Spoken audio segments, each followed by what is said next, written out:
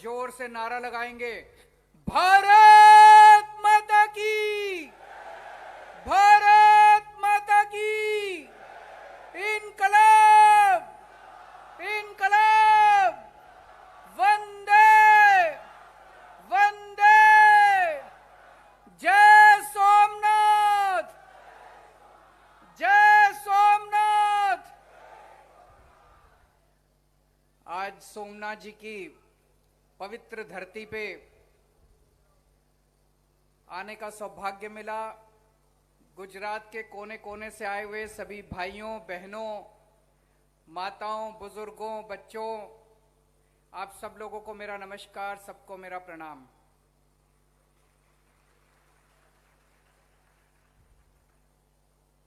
पिछले हफ्ते गुजरात में एक बहुत बड़ा हादसा हुआ। जहरीली शराब पीने से 50 से ज्यादा भाई हमारे अपनी जान गंवा बैठे, नकली शराब, जहरीली शराब पीने से।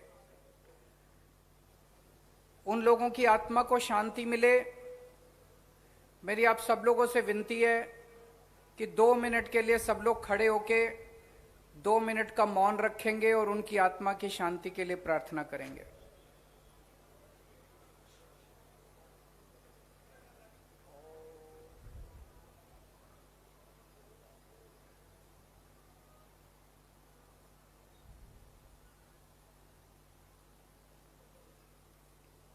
ओम शांति शांति। भगवान से मैं प्रार्थना करता हूं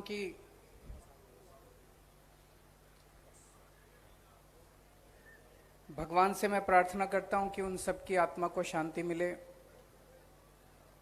जिस दिन ये हादसा हुआ अगले दिन जो लोग पीड़ित थे, अस्पताल में एडमिट थे, मैं उन सब लोगों से मिलने के लिए गया था। बहुत बहुत गरीब परिवारों से आते हैं। उनसे बात करके बहुत दिल दुख हुआ और मुझे पता चला कि अभी तक शायद गुजरात के मुख्यमंत्री उन लोगों से मिलने नहीं गए। गुजरात के मुख्यमंत्री उन लोगों से मिलने नहीं गए। CR पाटिल साहब भी उन लोगों से मिलने के लिए नहीं गए। मैंने किसी बीजेपी वाले से पूछा कि ऐसा क्यों, आपके मुख्यमंत्री पाटिल साहब उनसे मिलने क्यों नहीं गए? तो वो बीजेपी वाला बोलता है कि इससे वोट पे असर नहीं पड़ेगा। हर चीज में वोट नहीं होता, इंसान की जिंदगी इंपॉर्टेंट होती है। हर चीज में वोट नहीं देखते, इंसान की जिंदगी इंपॉर्टेंट होती है, इंसान की जिंदगी महत्वपूर्ण होती है। इंसान का जो इंसान से रिश्ता है वो जरूरी होता है।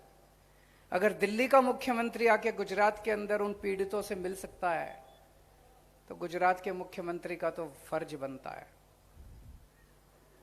जब मैं अस्पताल में गया, मैंने उनसे पूछा, मैंने कहा कि कहां से लाए शराब तुम लोग? बोले सर रोज शाम को आती है, रोज बिकती है। तो मैंने कहा छुप के बिकती है? बोले नहीं, खुलेआम बिकती है, गांव गांव के अंदर बिकती है, खुलेआम शराब मिलती है, जिसको चाहिए आराम से मिलती है, हम रोज पीते हैं। शहर में भी बिकती है खुलेआम, अगर आप फोन करो तो घर पे भी डिलीवरी देके जाते हैं। ऐसा है क्या पूरे गुजरात के अंदर? और ये लोग तो कहते हैं नशाबंदी है यहां पे, ये लोग तो कहते हैं।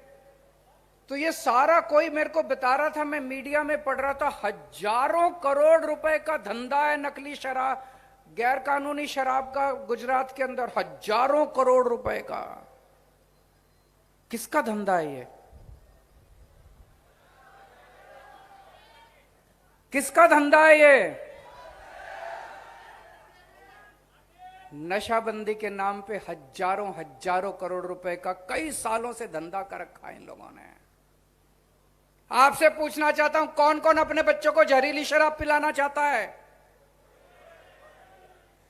जो लोग अपने बच्चों को जहरीली शराब पिलाना चाहते हैं इनको वोट दे देना। जो जो अपने बच्चों को रोजगार और शिक्षा देना चाहते हैं, मेरे को वोट दे देना।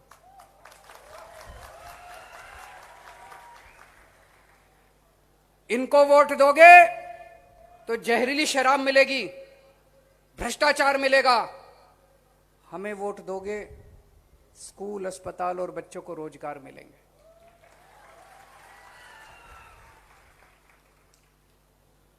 मैंने अभी थोड़े दिन पहले एक खबर पढ़ी, 23 साल के एक बच्चे ने आत्महत्या कर ली। बेरोजगार था, नौकरी नहीं मिल रही थी, कई जगह अप्लाई किया, नौकरी नहीं मिली। हार के उसने अपने पापा के नाम एक चिट्ठी लिखी और उसने, गुजरात की कहानी बता रहा हूं मैं, अभी थोड़े दिन पहले, पिछले हफ्ते की बात है, गुजरात की कहानी। 23 साल के बच्चे ने आत्महत्या कर ली। बोला पेपर, सरकारी नौकरियों के पेपर का नहीं पता कब नौकरी निकलेगी, कोई तारीख का नहीं पता, पेपर फूट जाते हैं। नौकरी लेने के लिए, सरकारी नौकरी लेने के लिए रिश्वत देनी पड़ती है। उस बच्चे ने आत्महत्या कर ली। आज इसी मुद्दे के ऊपर मैं आपको गारंटी देने के लिए आया हूं।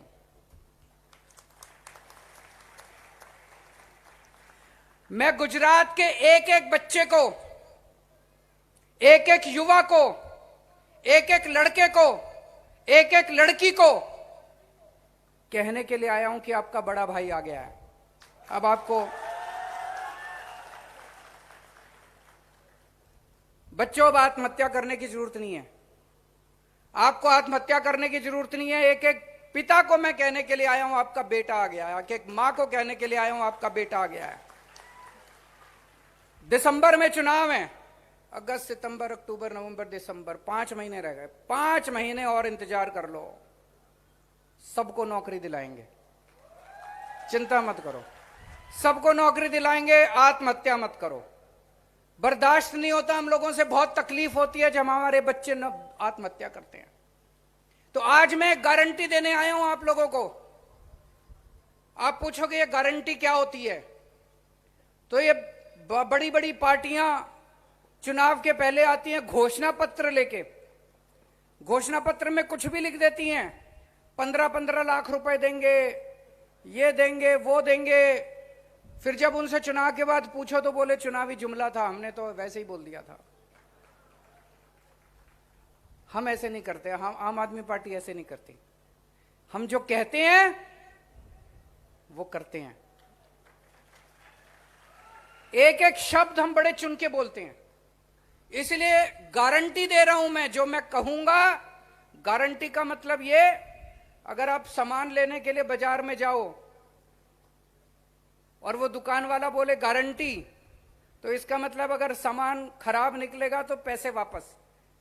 अगर मैं गारंटी दे रहा हूं, अगर हम 5 साल में अपनी बात पूरी ना करें, अगली बार धक्के मार के हमको गुजरात से बाहर फेंक देना। वोट मांगने नहीं आऊंगा अगली बार अगर मैं अपने बात पूरी ना करूं तो आज मैं गारंटी दे के जा रहा हूं, रोजगार की गारंटी दे रहे हैं। 5 बातों की गारंटी रोजगार में। पहली बात, 5 साल के अंदर हर बेरोजगार युवा को हम रोजगार देंगे। आप कहोगे केजरीवाल भी झूठ बोलने आ गया, ऐसे कैसे हो सकता है? दिल्ली में करके आया हूं मैं। दिल्ली में पिछले 5 साल के अंदर मैंने 12 लाख बच्चों को रोजगार दिया। 12 लाख बच्चों को रोजगार देना आता है मेरे को। मेरी नीयत भी साफ है और पढ़ा लिखा आदमी हूं, रोजगार देना आता है। 12 लाख बच्चों को रोजगार दिए।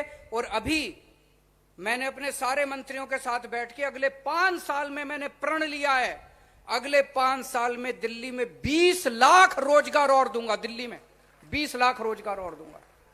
तो आज गुजरात की सोमनाथ की पावन धरती से मैं ऐलान करता हूं कि आम आदमी पार्टी की गुजरात में सरकार बनेगी तो अगले 5 साल के अंदर गुजरात के हर बेरोजगार युवा को हम रोजगार देंगे। दूसरी बात, जब तक रोजगार नहीं मिलेगा, ऐसा नहीं कि आज सरकार बनेगी और कल सबको रोजगार मिल जाएगा, टाइम लगेगा। जब तक रोजगार नहीं मिलेगा तब तक हर बेरोजगार बच्चे को 3,000 रुपए महीने बेरोजगारी भत्ता मिलेगा। होना चाहिए नहीं होना चाहिए? होना चाहिए नहीं होना चाहिए? तीसरी बात, 10 लाख सरकारी नौकरियां निकालेंगे। 10 लाख सरकारी नौकरियां निकालेंगे। इसकी मैंने पूरी टीम के साथ बैठ के पूरी प्लानिंग कर ली है, कहां कहां कैसे कैसे होगी। चौथी बात, गुजरात में सारे पेपर फूट जाते हैं, सारे पेपर लीक हो जाते हैं, उससे बच्चे बहुत परेशान हैं। पेपर दे के आते हैं और पता चलता है पेपर फूट गया, लीक हो गया। इसके लिए कानून लेके आएंगे, पेपर फूटने के खिलाफ कानून लेके आएंगे। अब कोई पेपर फूटने नहीं देंगे। जो लोग इसके पीछे हैं, जो माफिया इसके पीछे है, उसको सख्त से सख्त, कड़ी से कड़ी सजा दिलवाएंगे और पेपर फूटने का सिस्टम बंद करवाएंगे गुजरात के अंदर। और पांचवी बात, कोऑपरेटिव के क्षेत्र में, सहकारिता के क्षेत्र में अभी किसी नेता के, किसी इसके सिफारिश से और घूसखोरी से नौकरी मिलती है। जितने कोऑपरेटिव सेक्टर में नौकरियां हैं, वो सारी नौकरियों का सिस्टम ठीक करेंगे, पारदर्शी करेंगे। आम बच्चों को नौकरी मिलेगी, सिफारिश से नौकरी नहीं मिलेगी, घूसखोरी से नौकरी नहीं मिलेगी। होना चाहिए नहीं होना चाहिए? ये 5 बातें मैं कर रहा हूं। और फिर से मैं अपने भाइयों बहनों को, बच्चों को हाथ जोड़ के विनती करता हूं कि 5 महीने रह गए, अब कोई आत्महत्या मत करना, बहुत तकलीफ होती है। कोई आत्महत्या नहीं करेगा। तो ये 5 गारंटी है रोजगार की। अभी थोड़े दिन पहले मैं आया था, मैं एक और गारंटी देके गया था, बिजली की गारंटी। आज गुजरात में इतनी महंगी बिजली है, इतनी महंगी बिजली है। एक छोटे छोटे किसी के घर में एक पंखा, टीवी, छोटा सा फ्रिज है, हजारों रुपए का बिल आता है। एक आम बेचारा आदमी कहां से खाएगा, कहां से बच्चों को पालेगा? आमदनी बढ़ नहीं रही, नौकरी जा रही है लोगों की, खर्चे बढ़ते जा रहे हैं। पता नहीं आप लोगों को पता है कि नहीं पता, दिल्ली में बिजली फ्री कर दी हमने, पता है आप लोगों को? पंजाब में भी बिजली फ्री कर दी, पता है आप लोगों को? पंजाब में भी बिजली फ्री कर दी। 1 जुलाई से पंजाब में बिजली फ्री हो गई। तो गुजरात में हमने ऐलान किया है कि जैसे ही हमारी सरकार बनेगी, हर परिवार को 300 यूनिट बिजली फ्री दी जाएगी। गुजरात में भी बिजली फ्री करेंगे, पहली बात। दूसरी चीज, 24 घंटे बिजली देंगे। कई इलाकों के अंदर मुझे पता चला बिजली के पावर कट लगते हैं। ऐसे नहीं है कि बिजली फ्री देंगे तो बिजली आएगी नहीं। लोग कहेंगे यार बिजली तो आती नहीं है, फ्री का क्या करें? बिजली आएगी, 24 घंटे आएगी और फ्री में मिलेगी। और तीसरी चीज, मेरे पास कई गुजरात के लोग अपने बिजली के बिल ले लेके आए। बोले देखो जी कितना, 50,000 का बिल, 1 लाख का बिल, झूठा बिल। बोले अब ठीक कराने जाते हैं तो वो कहते हैं 5,000 रुपए रिश्वत दो फिर ठीक करेंगे। होता है कि नहीं होता ऐसे? तो हमने तय किया इस सिस्टम को सुधारेंगे। 31 दिसंबर, पिछले साल 31 दिसंबर 2021 तक के सारे बिल माफ कर दिए जाएंगे। पुराने सारे बिल माफ। अब सिस्टम ठीक करेंगे कि कोई गलत बिल नहीं आएगा, कोई झूठा बिल नहीं आएगा। तो 3 चीज, 300 यूनिट बिजली मुफ्त, 24 घंटे बिजली, और 31 दिसंबर 2021 तक के सारे पुराने बिल माफ। ये मैंने पहले दिल्ली में किया, फिर पंजाब में किया, एक मौका दो गुजरात में भी करेंगे। होना चाहिए नहीं होना चाहिए? आज देखना ये सारे दूसरी पार्टी वाले टीवी चैनल में बैठ बैठ के मेरे को गालियां देने वाले हैं। सारे बैठ के मेरे को नेशनल टीवी पे गुजरात के टीवी पे, सारे टीवी चैनल पे बैठ के गाली देंगे, केजरीवाल फ्री की रेवड़ी बांट रहा है, केजरीवाल फ्री की रेवड़ी केजरीवाल फ्री की रेवड़ी बांट रहा है, केजरीवाल फ्री की रेवड़ी बांट रहा है।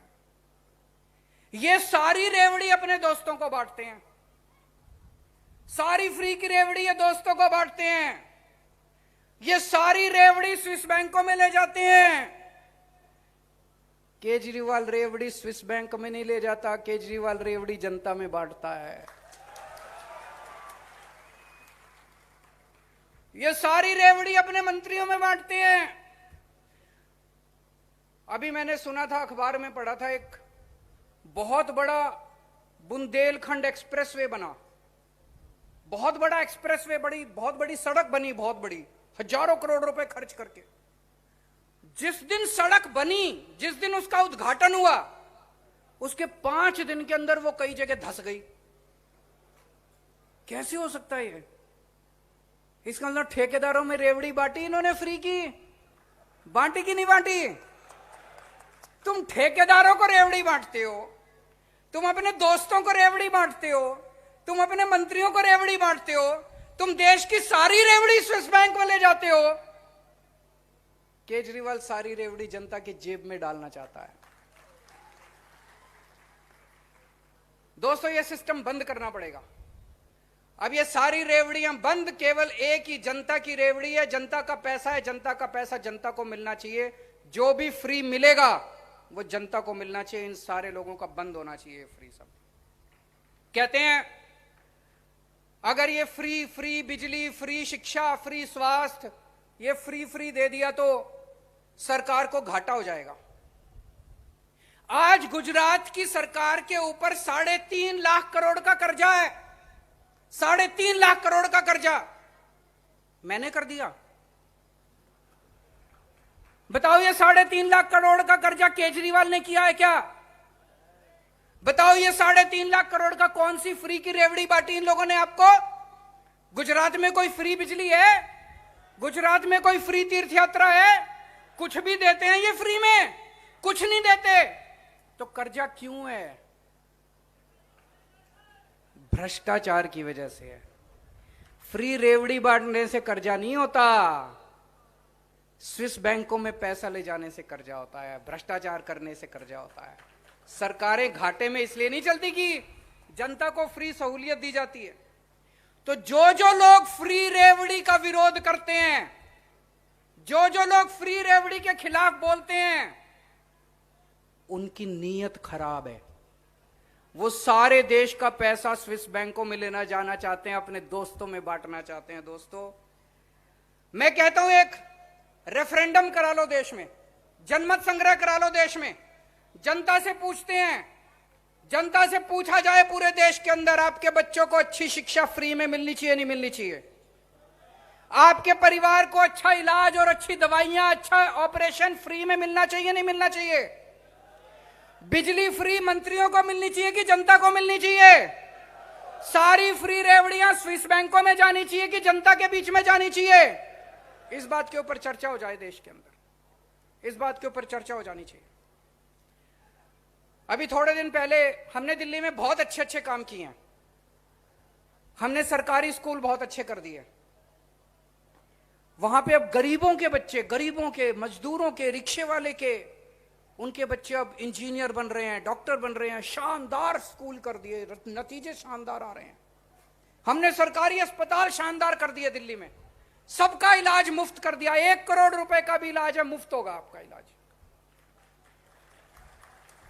हमने दिल्ली में महिलाओं का सफर फ्री कर दिया, बिजली मुफ्त कर दी, पानी मुफ्त कर दिया, खूब सारी सुविधाएं दे रहे हैं।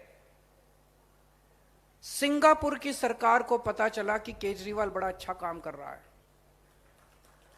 तो सिंगापुर की सरकार ने मेरे को न्योता दिया, बोले केजरीवाल जी आप आओ।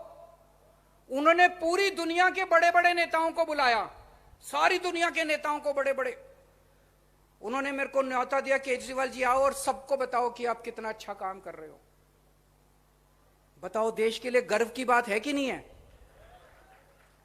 पूरी दुनिया के नेताओं को बुलाया, बोले केजरीवाल जी आके सबको बताओ कि कितना अच्छा काम कर रहे हो। इन लोगों ने मेरे को जाने नहीं दिया। इन्होंने मेरे को रोक दिया। इन्होंने सिंगापुर की सरकार को लिखा केजरीवाल को मत बुलाओ, हमारे किसी सीएम को बुला लो। तो सिंगापुर की सरकार ने इनसे बोला अच्छा ठीक है, आप अपने सीएम के बारे में किसी सीएम का बताओ किसने क्या काम किया। इनके किसी सीएम ने कोई काम ही नहीं किया। तो सिंगापुर की सरकार ने चिट्ठी लिखी इनको कि तुम्हारे किस सीएम ने क्या काम किया बताओ। इन्होंने जवाब ही नहीं दिया चिट्ठी का, क्योंकि इनके किसी सीएम ने कोई काम ही नहीं किया। पर इन्होंने मेरे को नहीं जाने दिया। बड़े दुख की बात है, अगर मैं जाता तो देश का नाम ऊंचा होता कि नहीं होता, भारत का नाम ऊंचा होता कि नहीं होता। इन लोगों ने मेरे को जाने नहीं दिया। दोस्तों, मैं इनको चैलेंज करता हूं आज इस मंच से, तुम्हारे में अगर हिम्मत है, जैसे स्कूल केजरीवाल ने दिल्ली में बनाए हैं, एक स्कूल पूरे देश में ऐसा बना के दिखा दो, मैं मान जाऊंगा। जैसे स्कूल मैंने दिल्ली में बनाए हैं, ढेरों स्कूल बनाए हैं, सरकारी स्कूल, शानदार सरकारी स्कूल। जैसे स्कूल मैंने दिल्ली में गरीबों के बच्चों के लिए बनाए हैं, एक स्कूल तुम पूरे देश में बना के दिखा दो, मान जाऊंगा। जैसे मोहल्ला क्लिनिक और अस्पताल मैंने दिल्ली में बनाए हैं, एक मोहल्ला क्लिनिक, एक अस्पताल तुम पूरे देश में कहीं वैसा शानदार बना के दिखा दो, मान जाऊंगा। आज आपके सामने दो मॉडल हैं। एक इनका मॉडल है, एक इनका मॉडल है जिसमें आपको जहरीली शराब मिलेगी, जिसमें आपको भ्रष्टाचार मिलेगा, जिसमें आपके बच्चे आत्महत्या करेंगे, जिसमें सारी रेवड़ी स्विस बैंकों में जाएगी। और एक दूसरा मॉडल है, हमारा मॉडल है, जिसमें आपको फ्री बिजली मिलेगी, अच्छे स्कूल मिलेंगे, अच्छे अस्पताल मिलेंगे, आपके बच्चों को रोजगार मिलेंगे और सारी रेवड़ी आपके बीच में बांटी जाएगी। आपको तय करना है आपको। और जो मॉडल आज हमारे पास है, जो हमारा मॉडल है, वो मॉडल इनके पास नहीं है। इनको इतने साल हो गए काम करते करते, अभी तक तो इनसे हुआ नहीं। वो ये कर ही नहीं सकते, ये स्कूल बना ही नहीं सकते, ये रोजगार दे ही नहीं सकते, ये अस्पताल बना ही नहीं सकते, इनके बस की बात नहीं है।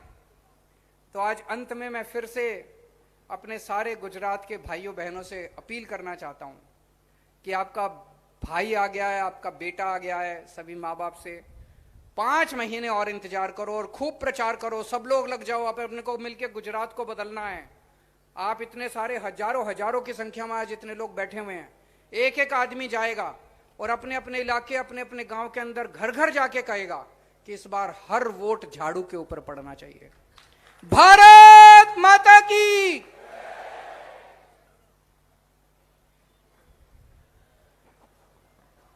बहुत बहुत धन्यवाद, बहुत बहुत धन्यवाद केजरीवाल जी। जोरदार तालियों से अभिवादन